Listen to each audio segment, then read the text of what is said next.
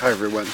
In this video I'm going to show you how to throw, trim, and decorate a wide serving bowl with a floral decoration. The key to this whole process that I found is to start, as you can see here, with really soft clay. I've added water to the bag and let it sit for a few days, and then I measured 15 pounds of clay. It's a lot of clay, but if you get it soft enough, it should be relatively easy for you to wedge.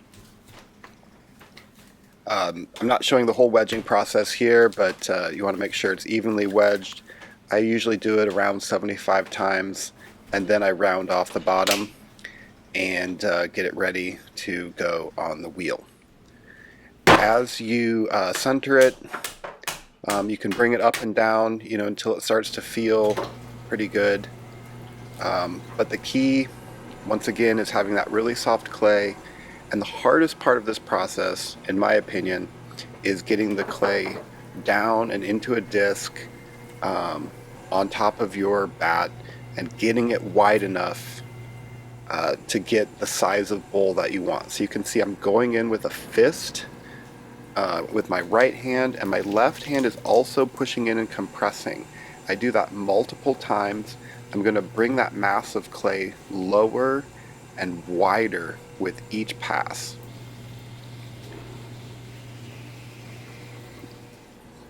Once you get it pretty wide, you can see I have both hands working together, and I'm starting to kind of go a little bit lower and open it up to make the outside wall.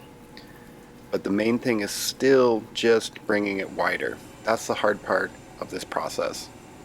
The other hard part, I guess, is maybe having the patience to let it dry so that you can trim it easily, but we'll talk about that later.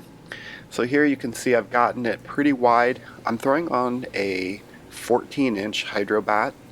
Hydro bat, I've mentioned this in other videos, I really love it for these kind of things where you need to dry your piece like a plate or something flat. Checking the depth, it's a little less than an inch thick. That's fine. And then here is the pull. Now if you can get it wide, like I said, that's the hard part. And then your pull should be pretty straightforward, just to bring it up about maybe an inch and a half, 2 inches. I'm gonna stop here and measure it. I believe I got this one to about 16 inches wide. So that'll shrink down to somewhere around 14 inches wide, maybe 13 and a half inches wide. Now, for me, I love to decorate the outside of these bowls. And so I'm taking my metal rib and I'm flattening it to make a nice surface for decoration. And then I'm going back here with a wide plastic rib. This is actually a vintage Tupperware cake icing spreader. Got the inside smooth, finishing up the walls, and just making sure everything is nice and even so that I don't have to worry about the inside anymore. It's pretty wide, it's pretty heavy. Remember, I started with 15 pounds of clay. I've got a 14-inch wide hydro bat, which is not light, and so I'm going to get it off the wheel. And I don't show covering it up, but I definitely dry it for a few days until it can release very easily. As you can see here, I'm just kind of testing it and see it. Just when it's ready, it will just pop off just like that. Sandwich it on an even wider bat and flip it, and then you're ready to center it and start trimming. I find, I've talked about them in other videos. I really like the hydro bats. I'm not advertising them here. I just think they make life a lot easier. You can use a plaster bat. Wooden bats are pretty good, but they can get moldy. So any sort of absorbent bat is going to make this process much easier. So I quickly trim the outside, and then I figure out where my foot ring is going to be, and then I start removing clay from the inside up to that line, and just have it all set. And it's just a process of cleaning it up and removing the excess clay. If you remember, I tested the depth. It was a little bit less than an inch thick, so I will have to remove quite a bit of clay, but I find that the extra clay helps me get the shape that I want. And if you let your piece get dry enough. The trimming should be pretty easy. If your clay is at all wet, let it dry even more. Sometimes when you don't think, I don't know, you don't want it to be super dry, but dry enough that it's easy to trim. When I'm done trimming here, clean it up with a wet sponge, smooth it out with a rib, and pretty much that's it for the trimming process. You could go from here, cleaning up a little bit more of the edge there, straightening it out so it's ready for the decoration. You could go right into the decorating process from here, but I do let it dry for another day or two just to kind of even out so that I can really, I can flip it right side up and really support it in the decorating process. So you can see I've got a nice leather hard wide bowl here, and then here is a bit of the kind of the floral decoration that I do.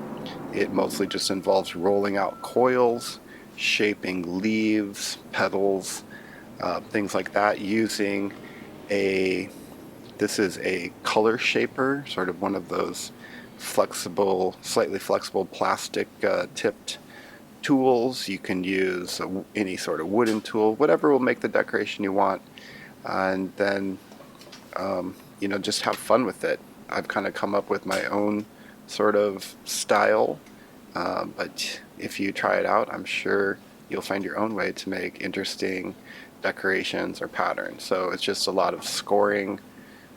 Definitely use some slip when it's leather hard, and then getting a little bit of texture, and finally cleaning up the kind of the extra scoring marks.